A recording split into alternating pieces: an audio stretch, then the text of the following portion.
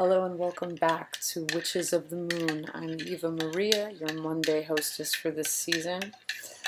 And this week, for Season 6, Week 4, we are going to be discussing words. We're going to be discussing the idea that words have power and our thoughts kind of surrounding that. Now, I have a whole bunch of notes with me. What I did before making this video, why this video is up later than usual thus far in the season for me, is that I wanted to take time to really gather my thoughts.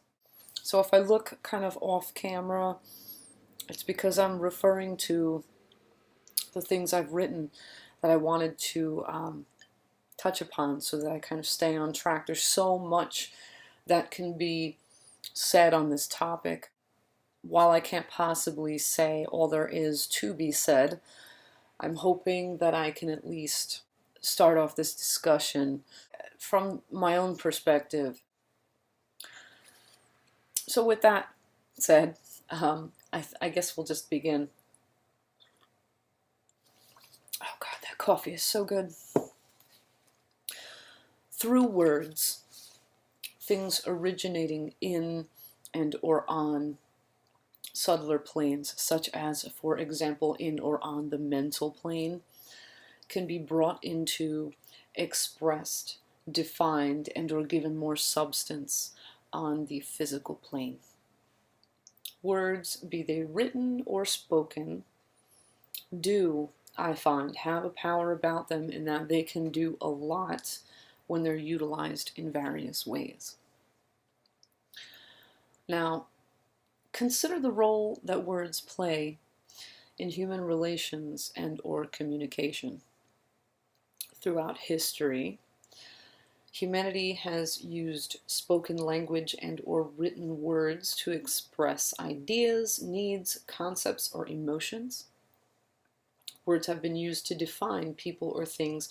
Words have the ability to shape or direct understandings between people, and words can fortify connections or create divides between people, depending upon which words are used, how and why they are used, what context they are used in, and what meanings certain words hold for different people. There are, however, some inherent flaws to the use of words. Mainly, there is the issue of interpretation or understanding. As I said before, words can hold different meanings for different people, depending upon several factors such as psychology, social context, personal history, or emotional associations. Words can be interpreted differently by different people. What's more, words are limited. Despite how people might interpret words, there are only so many things that words can express. For example, the word home evokes ideas relating to a personal dwelling place, but this word cannot convey any of several complexities or particularities concerning the idea of home. In order to do a better job of expressing such things, you'd need more words, and hopefully you'd choose some very descriptive and relevant ones. But the fact is that words will limit your ability to express things or to convey things, because words essentially work by compartmentalizing things. They seek to assign definite meanings to things that cannot be so simply defined. There is always more. There is always something left unsaid or unwritten.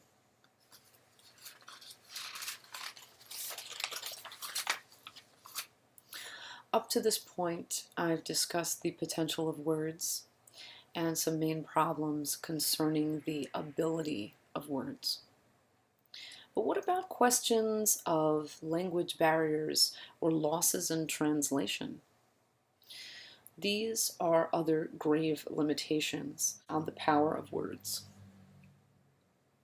Up to this point, I've been discussing words as though all of humanity speaks and or writes in the same language, and clearly that's just not true. The issues of language barriers and translational differences only give further weight to my claim earlier that one of the main flaws that words have is in their limitation. Some languages have words for certain things while others may not. And many times ideas, concepts, feelings, definitions, these can change in how they are expressed when they are translated from one language into another. As an aside, I'd like to pause here and mention an example that illustrates that our foremothers and forefathers were likely very aware of the issue of the divide inherent between tongues. Consider the tarot card, oh my God, consider the tower card in the tarot. The tower's origins are in the biblical story of the Tower of Babel. Basically, the story goes like this.